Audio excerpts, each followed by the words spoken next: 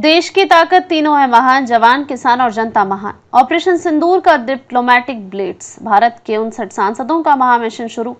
पाकिस्तान को 33 देशों में बेनकाब किया जाएगा। थरूर से ओवैसी, पांडा से सुप्रिया तक 7 ग्रुप 1 मिशन। भारत की आवाज, आतंकवाद के खिलाफ वैश्विक मोर्चा।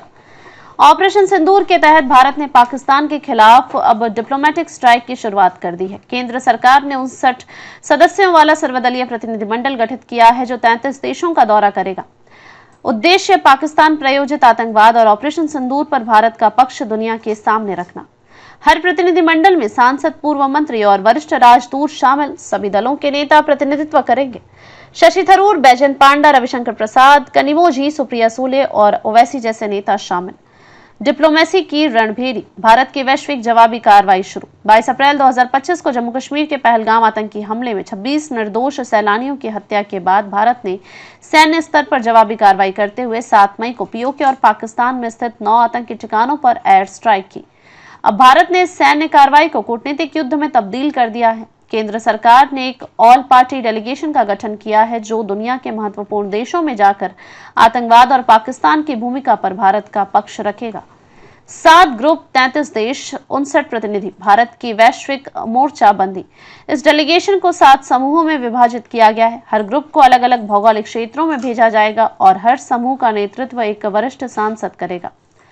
ग्रुप 1 मिडिल ईस्ट व नॉर्थ अफ्रीका देश, Saudi Arab, Kuwait, Bahrain, Algeria. Leader Baijayant Panda Bhajpa से।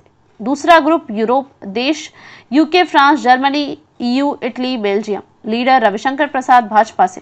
तीसरा ग्रुप एशिया देश, Japan, Singapore, South Korea, Malaysia. Leader Sanjay Kumar Jha JDU से। चौथा ग्रुप नॉर्थ अमेरिका देश, America, Canada, Trinidad. Leader Dharmendra Pradhan Bhajpa से।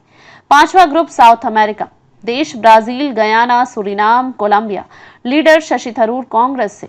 छठा ग्रुप दक्षिण एशिया देश, नेपाल, श्रीलंका, बांग्लादेश, अफगानिस्तान। लीडर कनिमोझी डीएमके से।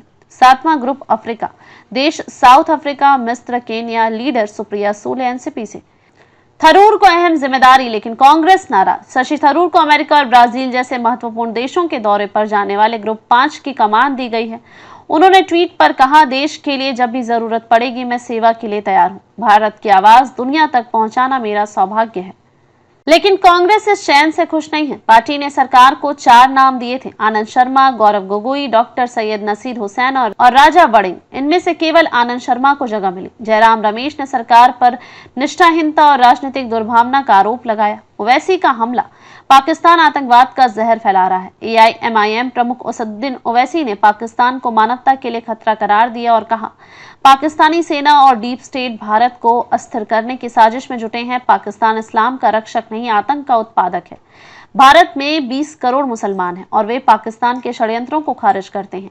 इतिहास गवाह है, पहले भी भेजे गए थे ऐसे डेलीगेशन। 1994 में यूएनएचआरसी जिनेवा में अटल बिहारी वाजपेयी के नेतृत्व में विपक्षी डेलीगेशन भेजा गया था। 2008 में मुंबई हमलों के बाद मनमोहन सिंह सरकार ने डेलीगेशन भेजा। एफएटीएफ ने पाकिस्तान को पहली बार ग्रे लिस्ट में डाला।